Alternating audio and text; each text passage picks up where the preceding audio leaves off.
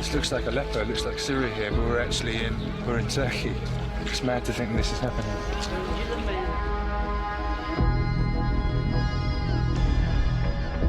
An RT crew has filmed disturbing evidence of crimes the Turkish military is alleged to have committed against the Kurdish population. RT was the first media organization given access to the mainly Kurdish city of Cizre in Turkey, which has been subjected to curfews and blockades for several months. Now, local Kurds claim to us that the Turkish military burned alive more than 100 people trapped in basements during Turkey's operation against the Kurdish Workers' Party. RT's William Whiteman spoke to eyewitnesses and filmed the grim aftermath of the crackdown on the city.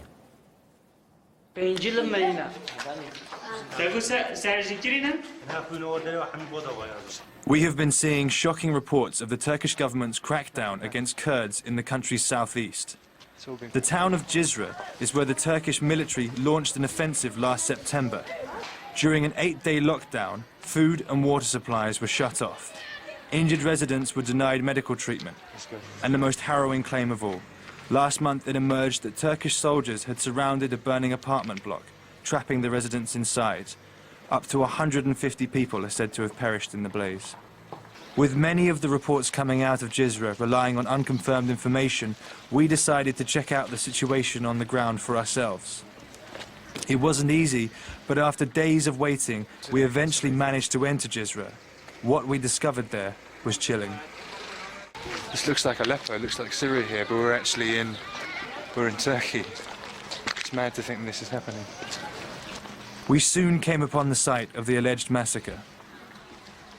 This is reportedly the building where between 100 and 150 people reportedly burned to death. They were in the basement of this building.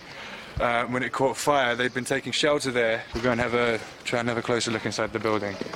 A local woman who saw that we were filming told us to follow her. I wouldn't wish this on anyone. Erdogan has destroyed our world. He has burned us. Come here and look at the blood. There's blood all over these blankets. Look at this. There's blood everywhere. She proceeded to show us destroyed home after destroyed home. In many of them, the bloody bedding of the wounded still remained. What happened here? What happened here? This was a residential building. Women and children lived here. Erdogan killed all of them with heavy artillery. He destroyed this home. They claim they're fighting terrorists, but where are the terrorists? All of the victims were civilians. 3, 4, maybe 500 people were killed. There were old people, women and children as young as 10 years old. They killed a heavily pregnant woman. Evidence of the extreme, heavy-handed nature of the fighting was visible not only in the smashed buildings, but in the remains of weapons ordnance that lay almost everywhere. More shell casings here. Though the corpses have been removed, the stench of death still clung to Cizre. We suspected a number of yet unrecovered bodies remained buried beneath the fallen debris. It smells very strongly around here. It's quite clear that something is trapped under the rubble. Someone's dead under the rubble. Downstairs we made another disturbing discovery. A second apparent site where Kurds had been burnt to death en masse. 45 to 50 people were killed. They burned all of them. When we entered this basement, we found decapitated bodies. Did you say they were beheaded? Yes, their heads were cut off. I went to the autopsies too. I know. They burned them and beheaded them. So they were reported, we just spoke to these guys up here who helped recover the bodies from down in here. They were reportedly 45 people burned to death in this basement, and it really does smell very strongly down here. Apparently, as well as a shelter from the onslaught taking place above ground, this cellar was also used as a makeshift hospital to treat the wounded. Charred medicine bottles and surgical scissors appeared to back up this claim. Suddenly, locals told us to follow them. They had discovered an unexploded projectile from a grenade launcher just down the road. Even without the shocking accounts of local residents, the extreme levels of brutality and destruction during the Cizre lockdown are undeniable. With curfews underway across the region, the total civilian cost in Turkey's renewed war against Kurdish separatism remains to be seen. But if Cizre is anything to go by, this figure could be staggering. From Cizre, William Whiteman, RT. We've contacted multiple human rights groups, including Human Rights Watch, Doctors Without Borders, the Red Cross and Amnesty International, to get their reaction on our report. We'll keep you updated on that. In the meantime, Turkey insists all those killed in the crackdown were terrorists. The fight against the separatist terror organization will continue until the end without hesitation. Now we talk to analysts to get their opinion about the crackdown on the Kurds by Ankara. One went as far as to call it genocide, the other a war crime. What the government of Turkey has done in Cizre is a war crime. They have attacked civilians who have not taken part in the fighting.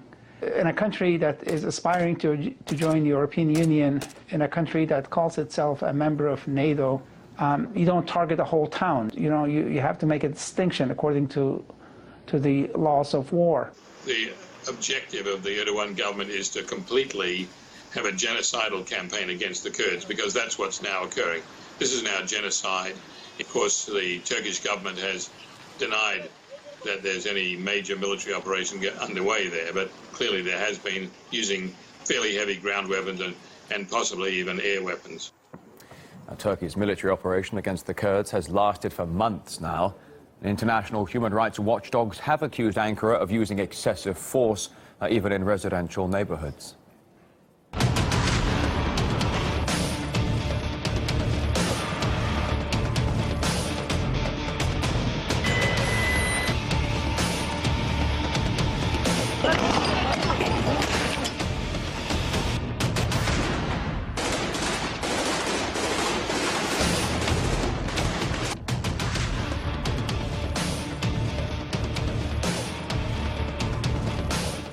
Now, at the start of the year, more than 1,000 leading academics from around the world signed a petition demanding that Turkey stops its military operation against the Kurds.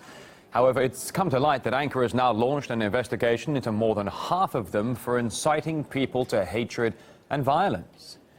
Now, following the arrests of some of the academics who signed the peace petition, the internationally renowned author Noam Chomsky blamed President Erdogan for the crisis in the country.